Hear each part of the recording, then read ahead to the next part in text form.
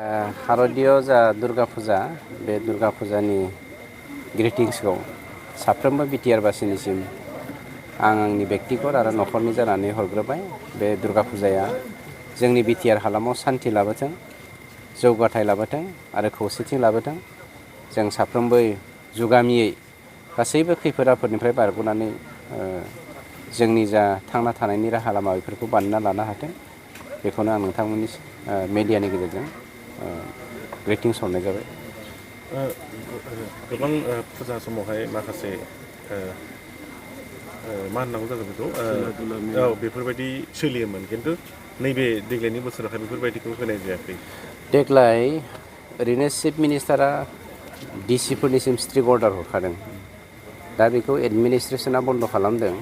गतिके गोजौनिफ्रायनो एडमिनिस्ट्रेसना बन्द' खालामनाय हिसाबै निस्सय पुलिस प्रशासननिसिमबो बे बाथ्राखौ डिसिआ दैथायहरनाय जादों बा एडमिनिस्ट्रेसना दैथायहरदों। बे एडमिनिस्ट्रेसननि बाथ्रा जोंहा बेवहाय बुंनांगौ जेबो बाथ्रा थाया। मानोना जों पलिटिकेल पार्टिनि साफा साफा सोद्रोमा हिसाबै पलिटिक्सआव जेनेबा एमिउजमेन्ट, इन्जयमेन्ट, इन्टारटेनमेन्ट बेफोरखौ जों मालाबाबो जोंनिफ्राय बादा होनाय थाया। बे सोरबाया जुदि बुंदोंब्ला गभर्नमेन्टनि मानसिनि आखाइ दं होननानै बे गोरोन्थि। जों बेवहाय आखाइ होआ। मानोना बे जोंनि नोजोराव पार्ट एन्ड पार्सेल समाजनि मोनसे बाहागोफोर। खिन्थु जाय बाहागोखौ जायखौ खालामनानै समाजाव गुबुंले आबहावा सोमजियो बेफोरखौ खालामनायनिफ्राय जानगारना थायोब्ला समाजा मोजां जायो होननानै जोंबो सानो आरो बेल'।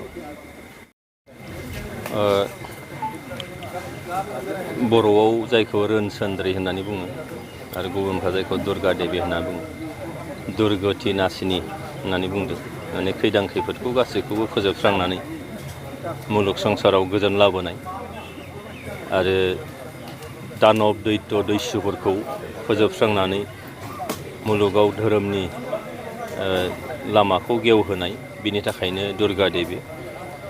आरो जिहेतु बे बोसोरसेयाव खनसे बेखौ फालिनाय जायो। दा सिडली समष्टि थामहिनबा नैबे 14 नं चिरां दुवार समष्टि, बेयाव गोबां फुजा मन्दपफोर दङ। बेयाव जोङो बै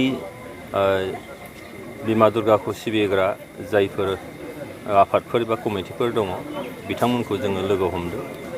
आरो जिहेतु जोङो भारतबर्षआ गोरोबलायैनि गेजेराव खौसे, इउनिटि इन डाइभारसिटि होननानै बुंदों, अनैक्यर माजत ऐक्य। दा बेखायनो जोङो बयबो जोंनि बिदा फंबाय सानलायनाय, हारि धोरोम बोरोन सायख'आ जासे जों बयबो जाहाथे जोंनि फोरबोफोरखौ फालिलांनो हायो। आरो बे फोरबोजों जोङो गावजों गाव खाथियाव साफिनायनि मोनसे सुजुग बियो। बेखायनो जोङो बे फुजा मन्दपफ्राव बेरायदों।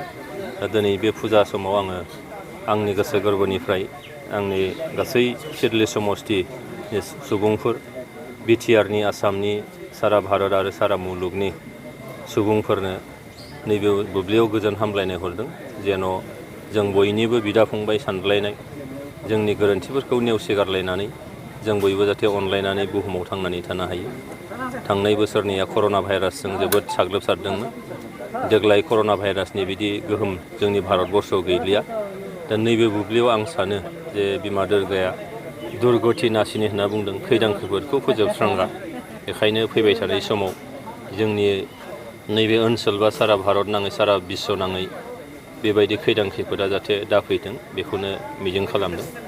जोबनायाव खेबसेबाव बयनिसिमबो गोसो गोरबोनि गोजोन हामलायनाय बे बुब्लियाव आं हरदों। सार, मेला समाव गोबां माने फुजा समाव मेला गोबां जायोमोन, नाथाय एबार बे बाराव जायाखै। आसाम सरकारनि ना नैबे लकेल गभर्नमेन्टनि बिथोनबो? माने गोबां माने मानसिफ्रा लकेल गभर्नमेन्टनि होननानै बुंलायसोदों। नङा, बियो दिनैहाय सारा आसाम नाङैनो जिहेथु जों नुदों जे चिरां जिल्लानि जिथु रिजाल्टनि जि थासारि, बेखौ नायोबा जोंहा चिरां जिल्लाखौ जोबोद मोजाङै बयबो, सोरबा बुंनायनि खोथा नङा, सोरबाया बादा होनायनि खोथा नङा, सोलोंथाइनि मानदान्दाखौ जौगाहोनांगौबा जों बयनिबो हयथ' निस्सय खामानिफोर थागोन।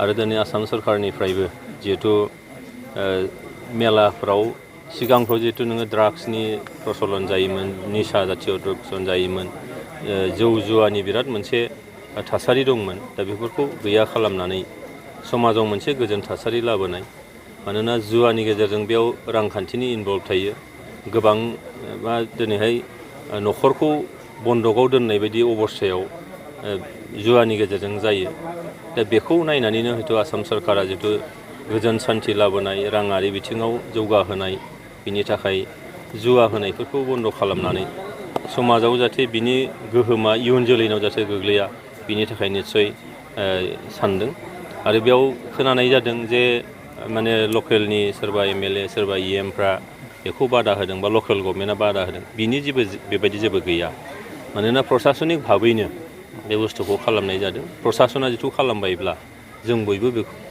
मदद खालामनाया मोजां आरो जोंनि इयुन जोलैखौसो जोंहा नायनांगौ दङ जों इयुन जोलैनो मोजां मोनसे थासारि जों होनांगौ मोजां मोनसे फोरोंथाइ होनांगौ जिहेथु जौ जुवाया समाजखौ मोनसे गाज्रि थासारिजों लाङो गाज्रि सोलोंथाइ गाज्रि इयुन जोलै लाबोगोन बेखायनो बिनिफ्राय जानगाराव थानांगौ सोरबाया बुंनाय बायदि सोरबाया सन्देह खालामनाय बायदि बेबायदि सोरबा लकेल सेल्फ गभर्नमेन्टआ खालामदों बादा होदों सोरबा माने लकेल रिप्रेजेन्टेटिभआ बादा होदों बिदि जेबो बाथ्रा गैया बे एकदमबारे नंखाय बाथ्रा बिदि बुंनायनि जेबो जोंहा मोन्थायबो गैया समाजखौ बयबो गोरों समाज दङ गोरों समाजखौ बयबो साननो रोंखागौ दा बेयाव